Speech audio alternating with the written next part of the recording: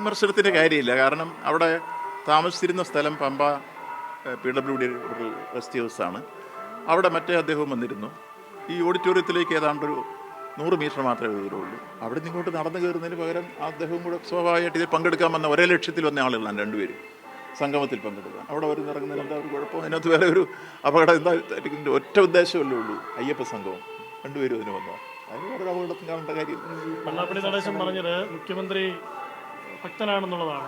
ഇന്നലെ രമേശ് ചെന്നിത്തല തിരിച്ചു ചോദിക്കുന്നു, മുഖ്യമന്ത്രി തന്നെ പിണറായി തന്നെ അത് പറയട്ടെ ഭക്തനാണോ ഇല്ലയോ എന്നുള്ളത്. ശബരിമല യുവതി പ്രവേശനമൊക്കെ നടത്തി, അത് തെറ്റായി പോയി, അത് ഖേദം പ്രകടിപ്പിക്കുന്നു എന്ന് പിണറായി പറഞ്ഞോ എന്നുള്ളതാണ് ചെന്നിത്തലയുടെ ചോദ്യം. ചെന്നിത്തലയ്ക്കും അതുപോലെ തന്നെ ആ വിമർശകർക്കുമെല്ലാം തികഞ്ഞ രാഷ്ട്രീയ ദുഷ്ടലാക്കും അതിനനുസരിച്ചുള്ള പ്രതികരണമാണ് വരുന്നത്. ഇവിടെ ഈ അയ്യപ്പ സംഗമം സംഘടിപ്പിച്ചതിന് മുഖ്യമന്ത്രിക്കോ ഇടതുപക്ഷ മുന്നണി ഗവൺമെൻറ്റിനോ ദേവസ്വം ബോർഡിനോ രാഷ്ട്രീയ ദുഷ്ടലാക്കില്ലെന്ന് മാത്രമല്ല, ശബരിമലയെ ആഗോള തീർത്ഥാടന കേന്ദ്രമാക്കി മാറ്റുക എന്ന ആത്യന്തികമായ ലക്ഷ്യം മാത്രമാണുള്ളത്. അതുകൊണ്ട് അതിനെ മറ്റൊരു രൂപത്തിലേക്ക് വഴിതിരിച്ചു വിടാൻ അവർ ശ്രമിച്ച് ഇതിനെ വിവാദമാക്കാൻ പറ്റുമെന്ന് പല രൂപത്തിൽ പരിശ്രമിച്ച്, അസംബ്ലി വരെ പരിശ്രമിച്ചു, നടന്നില്ല. അപ്പോൾ പിന്നെ അതിൻ്റെ വിഷമങ്ങൾ ഓരോ തരത്തിൽ അവർ തീർത്തുകൊണ്ടിരിക്കുക.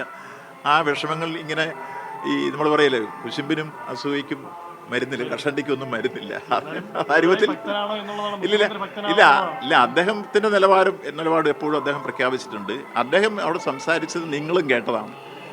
എല്ലാം വളരെ അളന്നു തൂക്കി വളരെ ശാസ്ത്രീയമായിട്ട് എന്താണ് ഇതിൻ്റെ ആത്യന്തിക ലക്ഷ്യമെന്ന് ഭംഗിയായി മനോഹരമായി അത് മനസ്സിലാകുന്ന ഭാഷയിലാണ് വിശദീകരിച്ചിട്ടുള്ളത്. അതിനെ മറ്റൊരു രൂപത്തിൽ ആരും വ്യാഖ്യാനിക്കേണ്ടതില്ല, തെറ്റായ രൂപത്തിൽ.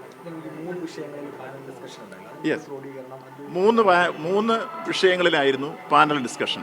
ഒന്ന്, master plan Thiruvananthapuram engineering college തയ്യാറാക്കി 1033 കോടി രൂപയുടെ പ്രോജക്റ്റാണ് 3 ഘട്ടങ്ങളിലായി നടപ്പാക്കുക.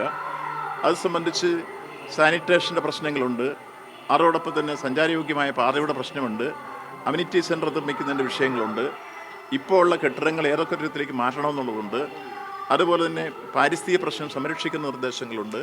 ഇതെല്ലാം മുന്നോട്ട് വെച്ചുകൊണ്ടുള്ള മാസ്റ്റർ പ്ലാനാണ് തിരുവനന്തപുരം എഞ്ചിനീയറിംഗ് വളരെ ശാസ്ത്രീയമായി തന്നെ പഠനം നടത്തിയാണ് തിരുവനന്തപുരം എഞ്ചിനീയറിംഗ് കോളേജ് തയ്യാറാക്കിയിട്ടുള്ളത്. വിദഗ്ധരൊക്കെ പരിശോധിച്ചു അഭിപ്രായം പറഞ്ഞു. അവരത് പ്രസൻറ്റ് ചെയ്തപ്പോഴും വളരെ നമുക്ക് ഭംഗിയായി മനസ്സിലാകുന്ന രൂപത്തിൽ അത് പ്രസൻറ്റ് ചെയ്യുണ്ടായി. ആ പ്രസൻറ്റേഷൻ തന്നെ അവിടെ ഇരുന്ന ആൾക്കൊക്കെ വളരെ ഒരു ഹൃദയസ്പർശിയായി മാറുന്ന രൂപത്തിലായിരുന്നു അവരുടെ പ്രസൻറ്റേഷൻ. അതുകൊണ്ടാണ് നല്ല പ്രതികരണങ്ങൾ അതിനെ സംബന്ധിച്ച് ആ സെമിനാറുകളിൽ നിന്ന് ഏറ്റവും വിദഗ്ധരായിട്ടുള്ള ആളുടെ അഭിപ്രായം പറയാൻ കയറി വന്നത് എല്ലാത്തിനെക്കുറിച്ചും. ഒന്നത് ഞാനിതൊന്ന് ഈ ചോദിച്ചിട്ട് രണ്ടാമത്തെ കാര്യം, എങ്ങനെ ഒരു പിൽഗ്രിം ടൂറിസ്റ്റ് കേന്ദ്രമാക്കി ഇതിനെ മാറ്റാം. അത് ബഹുമാനായ മുൻ പ്രധാനമന്ത്രിയുടെ പ്രിൻസിപ്പൽ സെക്രട്ടറി ആയിരുന്ന TK നായരായിരുന്നു അത് നയിച്ചിരുന്നത്.